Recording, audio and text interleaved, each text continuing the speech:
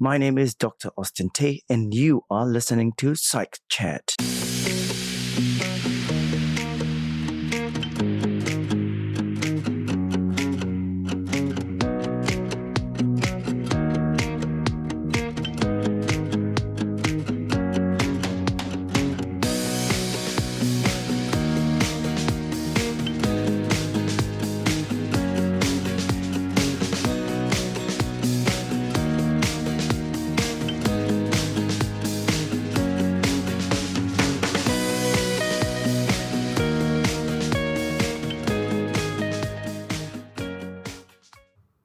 Welcome to episode 15 of Psych Chat.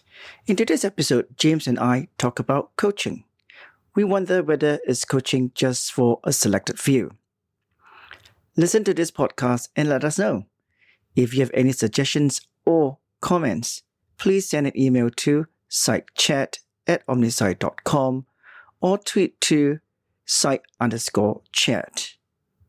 Hope you're enjoying the podcast. Welcome to episode 15 of Psych Chat. My name is Dr. Austin Tay, and I'm joined today with James Molly-Kirk. Today, we'll be talking about a topic that is probably close to the hearts of both of us. I decided today we are going to use a question perhaps to put it as a topic. So the question is coaching only for ... Right.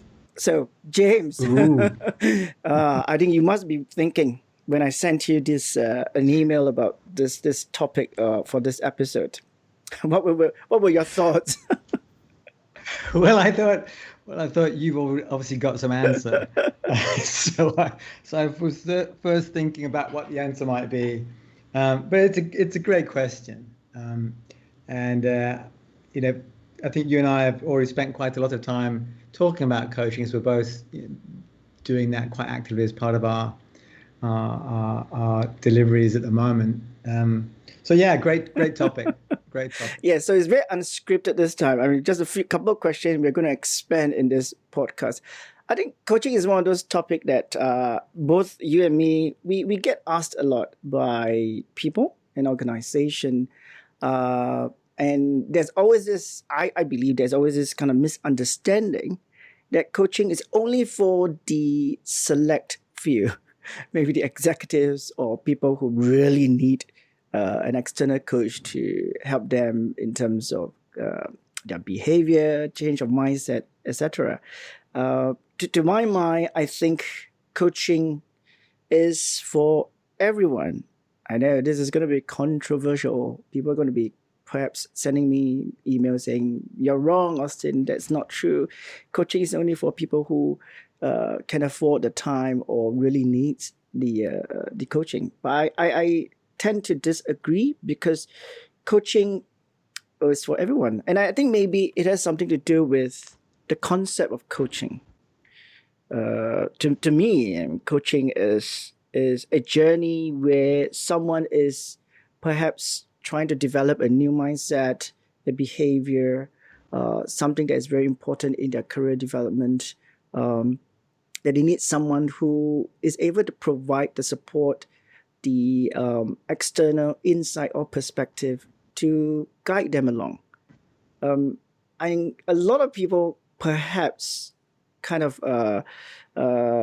mistaken what coaching is. Often I hear people say coaching is about someone instructing, giving the coach gives the coachee instruction or their ideas of how to deal with certain issues. To me, there's more mentoring, where you share your experience, what has worked for me before, it might work for you. I think coaching is a little bit more than that. I think for both James and myself, I think as psychologists, we have an additional perhaps edge here because of the understanding of human emotions and behavior. In our coaching work, I think that is very important. Understanding the coachee as an individual person, how they feel, how they think, does, I think, affect the whole coaching journey. What do you think, James? Um, let's pick up on that first thought. Is coaching only for? So the idea that definitely, typically, historically, if you like, at least in my experience, it is coaching in businesses is something that HR may have devised the policy or an approach to help the high potentials in their development. So it's typically developmentally based, developmentally focused, maybe included as part of a leadership program, sometimes as part of a retention strategy to help retain their high pose. And those could be not necessarily management trainees, but management trainees maybe after 3, 4, 5 years when they're hitting that potential rocky period, give them a coach, push them on, boost their engagement and performance. So you're definitely developmentally, so typically for high potential, high value people in companies. Rarely for problematic issues. Of course, that's not ideal. And normally, it's interesting. Is it voluntary or not voluntary? Is that the norm these days? Whether coaching is given or whether coaching is asked for. I think there are two different strategies in organizations too. Whether they just make coaching available for those who would like it. Maybe again, you have to be in a cadre or a management level or something first to be able to have that resource provided, or whether it's given to you on your way up the company. So you get onto the leaders, operational leaders to senior leaders program, and as part of that you're given a coach, and everybody gets it, liked or not. So I think that's interesting. Who's it for and how do they get it? So typically, definitely for business, high potentials, and for development, and either requested or given. And of course, we're talking about coaching in a business context, and we know that the environment of coaching business has really blossomed, I would say. I mean, I haven't got the stats for that, I'm afraid. Yes. But my impression is, I don't know if yours is, so we're inundated now. I did a quick search on the types of coaching available, from life coaching, performance coaching, NLP coaching. These are styles of coaching rather than solutions. But there's a heck of a list of styles and intentionalities. Coaching for parents, parent coaching, you name it, it's all there. So, and in that, the bigger world of coaching, it would, if we're talking about coaching for parents, even coaching for managers as coaches, life coaches, it seems to be that the principles of coaching are being, and the benefits of it are definitely being disseminated much more widely now than ever before. I don't know what's happening with the COVID response to that, but again, online coaching must be more accessible, and therefore price comes down. Yeah, probably. Which would again make it more accessible. I'm just musing now. So if this expansion of coaching outside of the business world and even within it, if costs come down, the approach to the benefits of having a coach become more widely accepted into life, into parents, into young people, and such that I could go online if I just want help with some idea I've got or a problem I've got, or how might I set up my business, how might I solve my relationship, how might I work out where to go on holiday. I don't know. I mean, that's frivolous.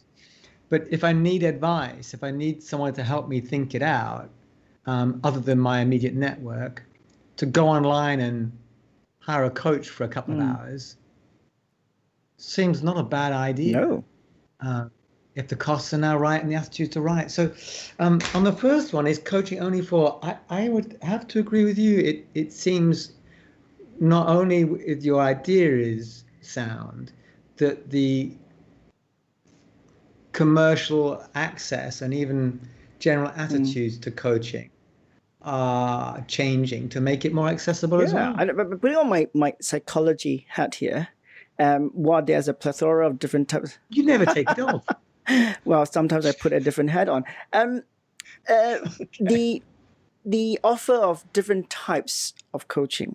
it's all well and good to cater to different groups of people. I mean, what you were saying earlier on, because both of us are organizational psychologists, we always come from a perspective of organization, the needs, and how they actually select people for coaching. But now with the situation that all of us are facing, we're all more working from home, and we're all suffering from stress and other issues. Getting a online coach seems to be a very ideal thing. But as a psychologist, I'm always very mindful. Okay, I'm not saying that I don't agree. There is a choice here.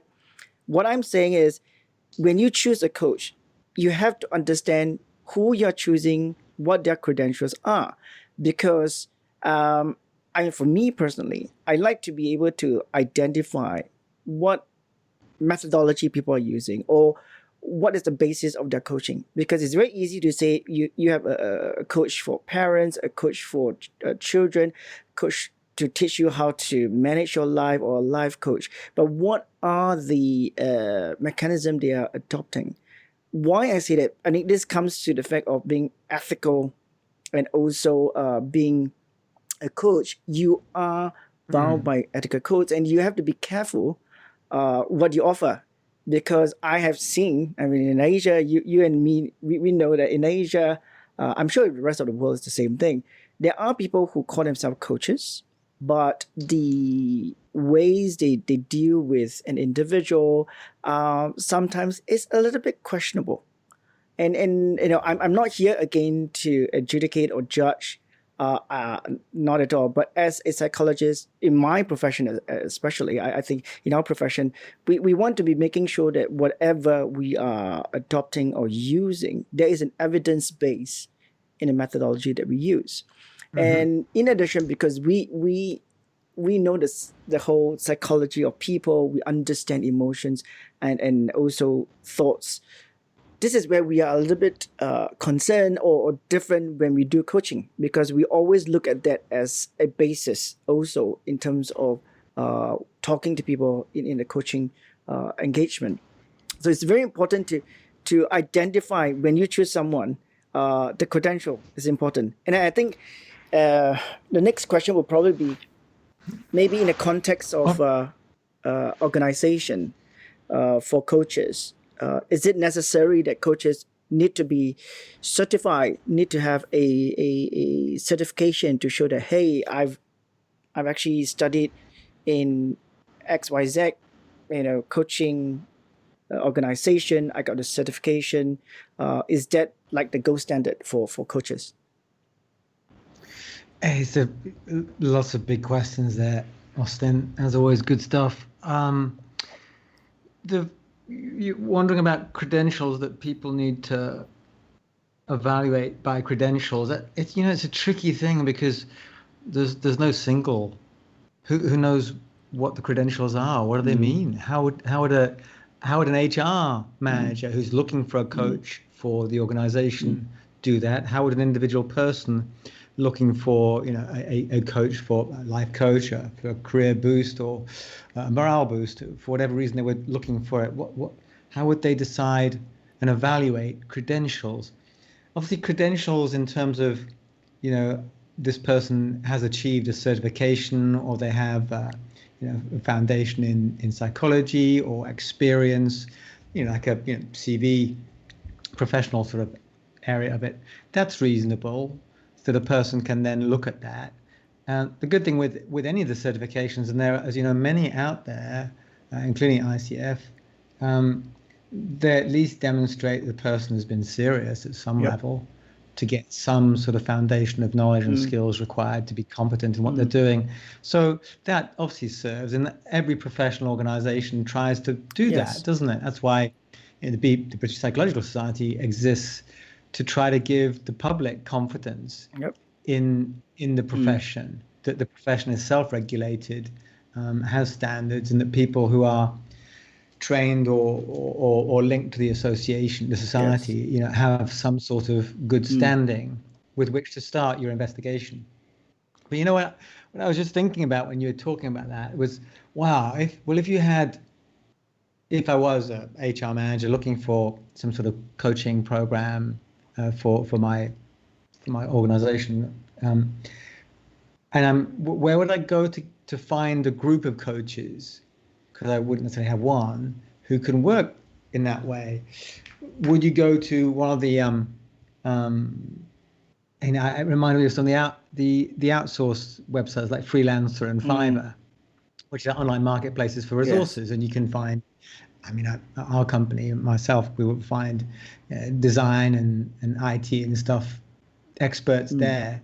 And when you put in your request, looking for whatever graphic design for this thing, 50, 60 people will pop up. Poof. You can put your request and they'll apply for it and try and convince you that they're the one who will do that project for you. I thought, wow, if there's a coaching bit to that, those sorts of websites, the coaches would have to demonstrate those credentials and bid the business to demonstrate how they fit with the person's need, style, whatever, budget,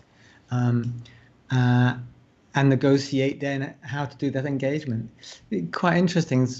A decision has to be made. Credentials are helpful. It's just that I don't think that most people will understand the nature of the credentials, just that they exist, because there's no one's educated in them unless you're part of the ACF and you're doing comparative marketing. Yes. I think one thing we need to make it very clear, that we caveat here, we are not saying that anybody who has a certification from any of the coaching certification organization outside is not good or they are great. We are not saying that. But as a consumer, perhaps you have to choose the right coach for the needs that you're looking for. Maybe the person is accredited with a one particular organization, or they are not certified with a organization. I think it's not about just certification itself. It's good to have a certification as perhaps a benchmark how good this person is, what are the expertise that they have. But that is not the ultimate, because there are people who are not certified in any of those coaching organizations. They are fantastic coaches. They approach it in a very different way. And as you said earlier on, there are so many types of different coaching modalities. Some people use neuroscience, some people use more therapeutic approaches, some use performance, transformational, goal-oriented kind of coaching. So it depends very much what you're looking for as an organization or as an HR person. What are you looking for, and whether that coach is going to be able to help the coachee. I think that is the most important thing, the first question. Don't get too bogged down about whether this person is accreditation from an coaching organization or not, because if you do that, then you are also restricting yourself to only be exposed to a certain type of coaching modality, because there are so many different types. And again, coaching is about the coachee. It's not about what I think as an HR person, this person, I think the credentials or they look nice, therefore I engage them. It is not about that. Of course, I'm very mindful the organization will be thinking about cost. And I think that is where you will have to do this evaluation yourself. Is cost going to be an issue when you are looking at developing your talent or developing your employees in general? And if cost is an issue, then obviously you will be looking for someone cheap to do the job. But whether the job is done well is another question. And I think maybe sometimes organizations don't look at that, because it's very important.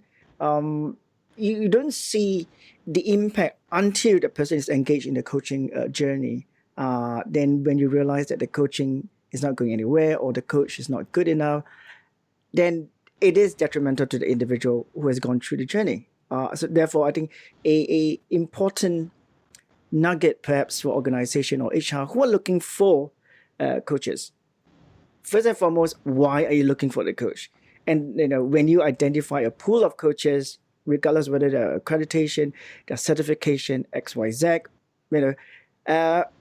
have that kind of meeting with the coach, or have the coach and the coachee have a kind of first meeting, so that they understand where they are going to be proceeding in terms of this journey. Sometimes, you might be a great coach, but you just cannot work with the coachee, and vice versa. So I think this is very important to understand that. And then secondly, the relationship is not just for the coach and the coachee. The organization has to support in all ways. Many a times I always get organization coming to me and say, well, can we do a review on this? I said, well, what, 3 months later? No, I want to keep you posted what's going on. When you have regular updates with the sponsor or the HR or the organization, then they are aware. So they can also be on the lookout for that perhaps behavioral change, the mindset change of the coachee, because the time you spend with the coachee is very limited. What they do outside is only when you meet him or her the next time you understand what the changes they've made or the experiences they have. But when you are able to keep the sponsor or the HR, whoever is involved in the initial engagement, the process, regularly, I think that is also very helpful, because then they can also think as an organization, what else can I support this person to succeed in the coaching journey? It's not just the coach and the coachee itself. This is obviously a very important relationship, but the organization needs to support the process also. And I think this is something that maybe food for thought for organization or HR who are looking at engaging coaches for your employees or your high potentials. So this is very important. The point you were talking about earlier on about online coaching. Now, both of us are kind of involved with this situation, the pandemic itself. We are involved a lot on coaching online. What are your thoughts about that? Do you think that's the right way to do it? Of course, with this situation at the moment, we can't do face-to-face. Do you think there's benefit in doing so? Come back to that in a second, because it's a good question too. I just pick up on the just you just talking about the styles. So credentials, yes, I think we both agree that they are important. It's a useful starting point. I mean, they often demonstrate for most of these associations, several, tens or hundreds of hours of coaching. So this person actually is seriously committed, which is great. But it's not. You can't make a decision just on that. In our own sort of coaching group, the masterclass we did with eCoach Pro, who we both know. What was really interesting from that. But by the way, this is not a paid advertisement for eCoach Pro. It's just happened both of us. No, we are actually with eCoach Pro doing some work for them. Yes. The interesting thing there was the opportunity to look at in depth at the way that experienced coaches from all around the world did their work with the same client. So it's a client case study, like a role play, if you like, which was run over several weeks. It was a fascinating study, basically, because 10, 12 coaches engaging in a similar role play with the same respondent over several weeks of coaching. And what was fascinating, so all the coaches, well qualified, well capable in coaching. So they are, let's just say they are certified coaches. Some with a wealth of experience. I mean, many with a wealth of experience. Including yourself. More than my own, far more. But what was fascinating was the flavor of coach you actually got was not radically different. They're all purposeful and and empathetic, whatever. But it was very different, reflecting the style and attitude of the coach themselves. Everybody didn't necessarily just shape and follow the coachee. So the attitudes, the coaching style was that was best suited to the coachee. It was, you could see the coach's style. So I think just to your point, certifications are credentialing is an important guide. It's definitely very useful, but it's not everything. And certainly psychologists learn many of these skills without formal certification by any third party. But the style of coaching you're going to get and the actual then competency that they will deliver is something that you've got to look in much more detail. So it's very varied, coach to really, coach. because everybody is very different. Really I mean, is. despite the fact if they're Even at high level I mean, coaches, even very if they are certified varied. with a particular coaching organization, everybody's going to use a different style. I think this is the beauty of coaching, isn't it? Because I think that early on I was talking about having that reconnaissance with your coachee, have the first meeting with them. You can gauge whether you're going to work with a coach or you're going to work with a coachee from the first meeting, because you talk about your style, you talk about the way you approach. And I think that's where you gauge your comfort zone with the individual.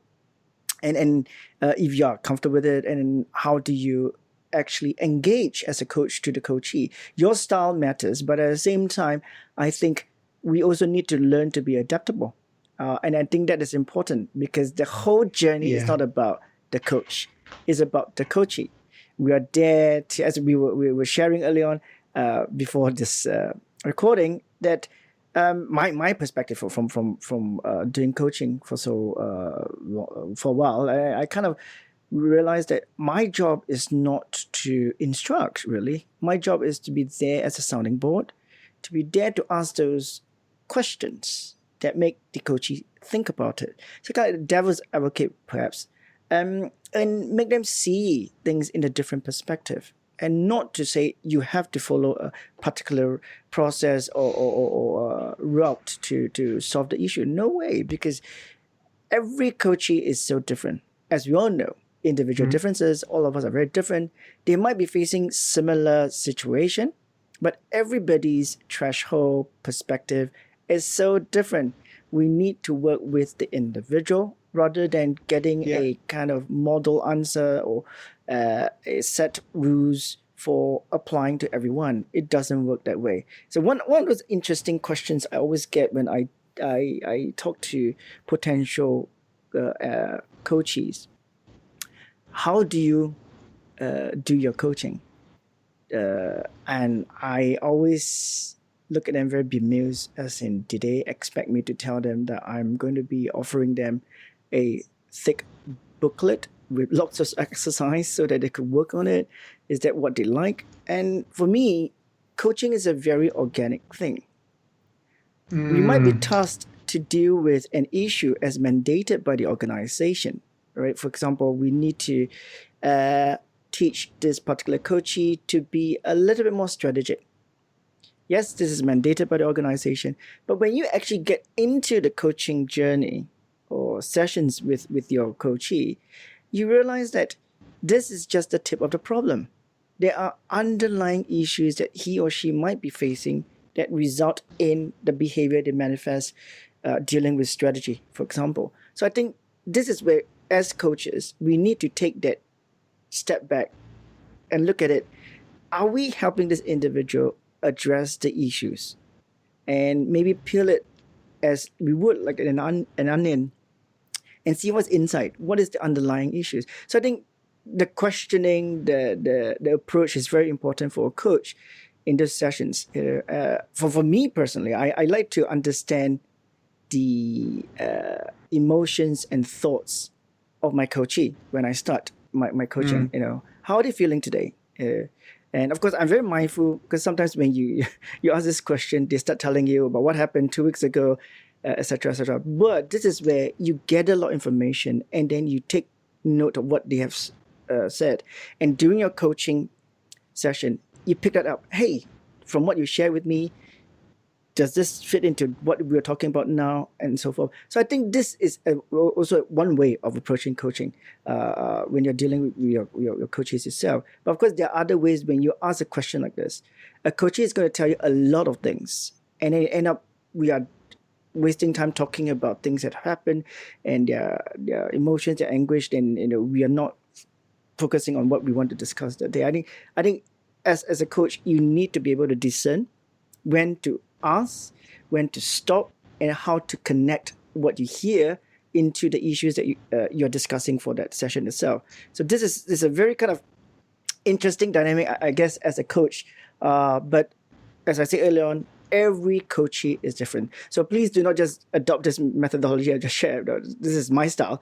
But it might work for you, James, it might work for me, it might work for someone else, it might not work for anybody else. So I think you as a coach is where we find our style, our approach, and then having that coaching in mind that this is going to help them rather than forcing the way we do certain things. Sometimes I admit when I ask those questions, it they don't really work because the coaching is just not opening up. So you try a different approach.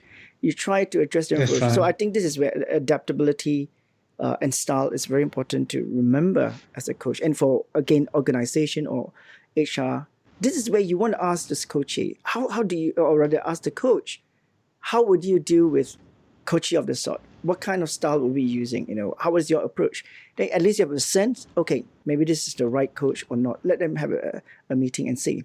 So I think this is a very good, maybe a thought again for organization and HR.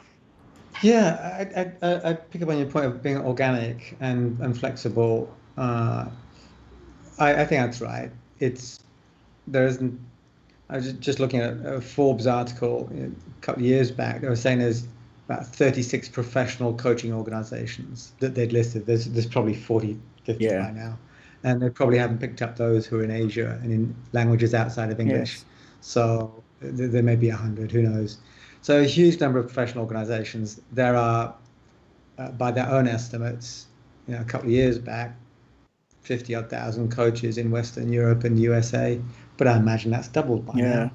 Because I thought I saw some number about 10,000 plus just in Holland. So coaches, there's so many coaches, so many associations, and therefore so many credentials and so on. It's impossible to choose just on credentials. That the nature of each of these coaches, whatever their learning background, is different, and so has to be tailored to your task. I think that need. So while coaches are different, of course, coaches are humans as well. That each coachee is different, and so there's just no place you can go to get coaches who are all the same, who will give you your corporate style that you want the coaches to be. But that won't be the case, and each of your employees are not uniform either. So to your point is, it must be dynamic, both for the relationship to work. Within the context of whoever's funding it, for the relationship to work, for the mechanics of the coaching to change, to help that, to help the coachee solve their problem. And even actually in the Forbes article, one of the critical failures that they saw of the coaching industry was its failure to change their approaches to context. That there was not recognizing the dynamic nature of coaching, both in context that includes the individual and the place. So, and the point that you were saying, you can't find exactly the same type of coach to do the coaching work. If you do that, then it's also again restricting yourself, and all your coaches were just going to have one type of mindset, one type of approach, and I don't think that's even healthy in an organization, because then there's no progress. It's just stagnation, because everybody is going to think the same way. So this is definitely something again to think very carefully for organization or HR people. Just not to just choose a particular group of people because they are all certified by XYZ. No, I think the variety that you can offer to your coachee is also equally important, because you want a diverse group. Yes. You want to be also diverse in the way you approach coaching issues, and not just one particular type of perspective. I think that is very, very important when we talk about coaching itself. Now, one question I wanted to kind of maybe discuss is, when we talk about coaching itself, maybe for people who are listening, their perspective, coaches only do certain things. They will come in and help you and change your behavior, or perhaps give you some tools so that you could actually work on goal setting, etc., etc. Is that all we do as coaches? Just wondering. It depends what the aim is. That's true. That's true. I think, I think the coach is there like to help you achieve whatever aspect of your behaviors you want to you want to alter all the goals you want to achieve. And as we were saying at the very beginning, if coaching is more for everybody now, then that fits all parts of people's lives, all the different phases and goals that might come up. So yeah, the coaching needs to be for those purposes.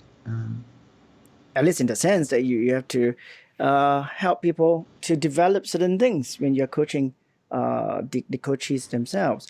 And I think being coached, do we need to be kind of, as you say, coaches are also human beings. We also have downtime. Sometimes I think we also need coaching ourselves. Do you think it is important for coaches to also have at least a kind of supervision, support from their fellow peers? Yeah, that's a good question. Of course, I think every professional association would recommend that they build in supervision. In the psychology bit, that ideas of being aware of the limitations of your own competency in whatever you're doing is applies to this as well as it applies to whether you're training, doing a development program, doing selection programs, whatever it is we're doing.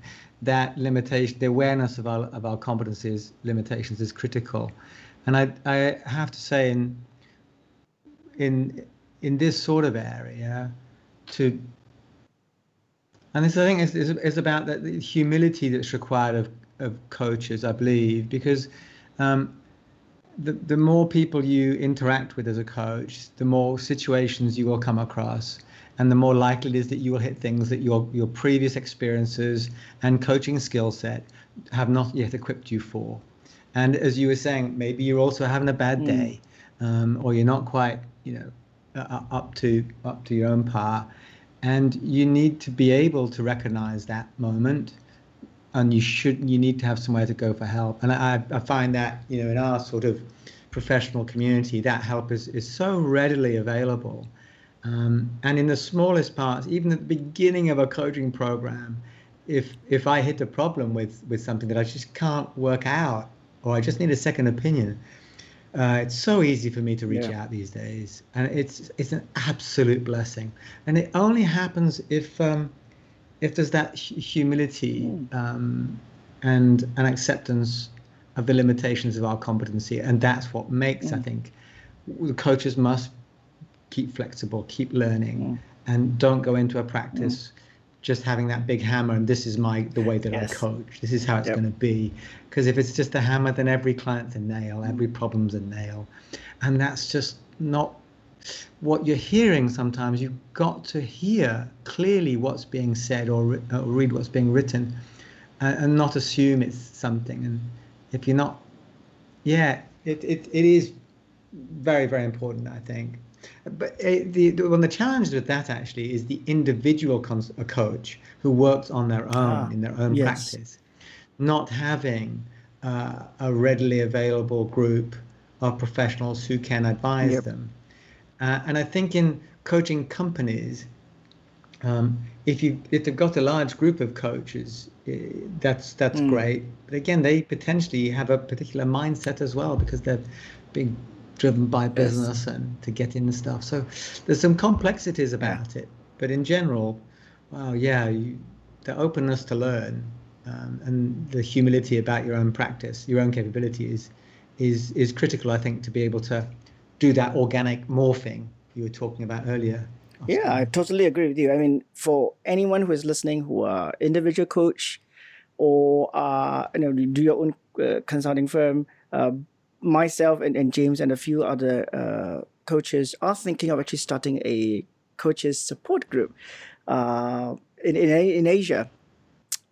Sounds like Alcoholics Anonymous. No, definitely not. Definitely not. We're not drinking at all. We're all teetotals. Although we have a lot of because being based in Asia, both of us being based in Asia, all our contacts here will be in Asia itself. So this group is going to be predominantly perhaps for people on the same time zone, but I do not exclude anybody who are interested to join us. We are still kind of ironing out what are the ground rules when we have a support group like this. I think essentially is, again, as you said, to learn from each other, to actually support each other through the journey, through the things that we are going through, and perhaps also in the course of that, learn some new coaching modalities. I think that'd be fantastic. So if you're interested, and if you're a coach based somewhere in Asia or even in Europe or America, if you can fit into our time zone, do send me a email or at sitechat@omnisite.com, or tweet to site_chat. So I'll be able to talk to you with regards to this support group. Great. That was a fantastic discussion about coaching, and that was a lot. Now, before we go, I was just perhaps going to twist your arm here, James. What would be a few tips that you would give to an HR person or an organization when it comes to coaching? Whoa. I haven't thought about that. I think, as with always, start with the end in mind. Try to understand why you think coaching applies to such a particular problem that you're looking to solve. First thing, and secondly, if you are exploring bringing in coaches, take your time.